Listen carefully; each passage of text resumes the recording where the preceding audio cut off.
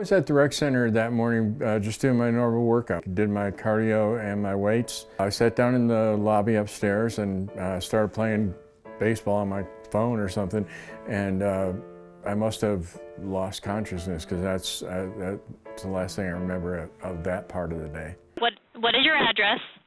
9650 Foothills Canyon Boulevard. Okay, are you at the outdoor pool or the Westridge Rec Center? Inside the rec center, yep. He started to kind of moan and make noises that just didn't sound like he was breathing properly, and I just knew that something wasn't right. So that's when I went back to get Julia. He was as red as scarlet red could possibly be, and then went as pale white as I've ever seen. She immediately called the code red and told me to call 911. So I went and grabbed the oxygen bag and then brought it back to Julia while she was calling the code red for Levi. It was a code red upstairs. We have a code red upstairs. And I heard you say he was unresponsive, correct? Yes, he's unresponsive. Can you tell me exactly what happened? We think he might be having a seizure. He was just he was moaning and switching to seizures. When we grabbed the bags, we ran upstairs. Right by the TV area, I could see a gentleman who was laid back in the chair and looked lifeless. It was like he was gone. At that second, I knew it wasn't one of those typical code reds. My LAD was 100% blocked, which is what we call in the hospital the widowmaker. Julia and I went over to the side by his head to assess him, and we immediately went into a pulse check. About a 2% chance of surviving that. Are you right there with him? The lifeguards and my supervisor are. I'm over just at the front desk on the phone. So I immediately tried in his carotid artery, in his neck, which is where we're trained to check, and I couldn't find it there, so I thought maybe I would try his wrist, and I couldn't find a pulse in his wrist. I checked for a pulse for 10 seconds and felt nothing. No. Breathe. He doesn't have a pulse and he's not breathing. He doesn't have a pulse and he's not breathing. We just looked at each other and immediately knew. We have to do this. We have to start CPR. Got through maybe 7 compressions before we immediately hooked up the AED. And then it shocked him. And I mean, that was the craziest part to me too, because you hear, the AED is gonna shock them, but you don't know that it actually shocks them and moves their body.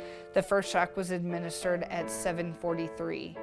I remember that time, it is ingrained in the back of my head because I knew the paramedics were gonna need to know when we shocked him for the first time. Is he awake? No, he's non-responsive.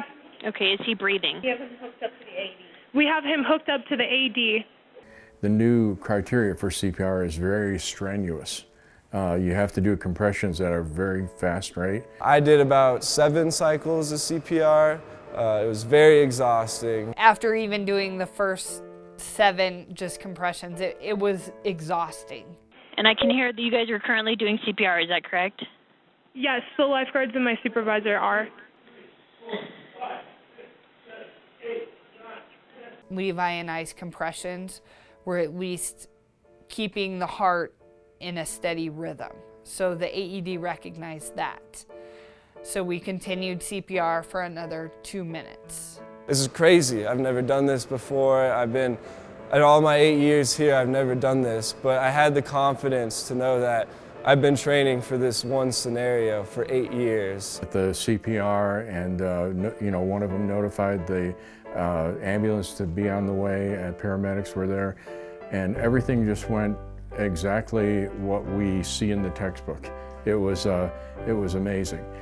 Tell him to keep going, okay? Okay. Julie, keep going. Tell them to keep going. Can you tell them to keep going? Tell them they're doing a good job. Okay, thank you. I'm going to place you on hold, okay? But don't hang up. It was comforting to know that he at least left with a pulse. When they took me to the cath lab, what they did was they went in with a catheter and put a stent, which is like a spring, and opened up that artery, and the blood started flowing again.